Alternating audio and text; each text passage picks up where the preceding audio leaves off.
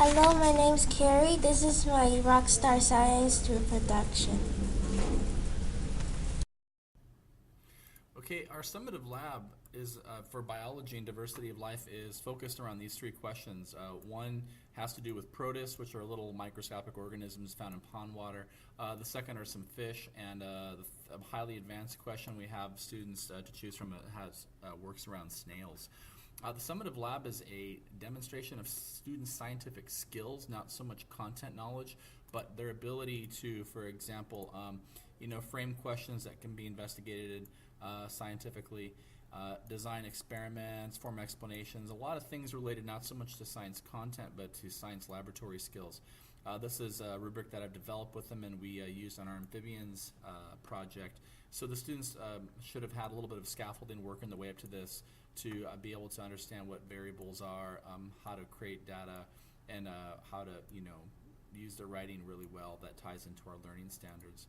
After choosing a question, the students will actually use this kind of generic sort of response sheet that they can use to identify what their hypothesis is, write out a procedure, and identify the different variables that really is the essence of what makes science a practice and not a destination. They have a lot of flexibility in design how they're going to make a data chart. If they want to use a sort of like a bar chart or a line graph, any of those are fine depending on what they're kind of collecting. And then from that, draw some evidence-based conclusions based on the data. A lot of students find the summative labs actually quite fun, and they really are, because it actually gives students the opportunity to work like a scientist, to be a biologist, to study the behavior of living things, and to help us understand more about our world.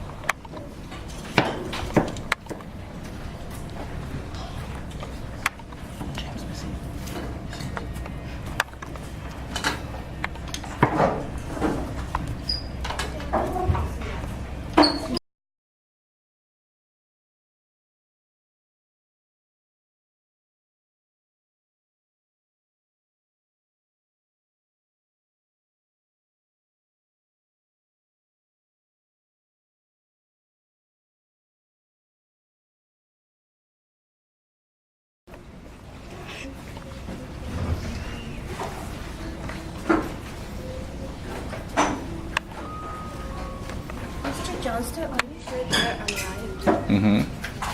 All of them? Should be.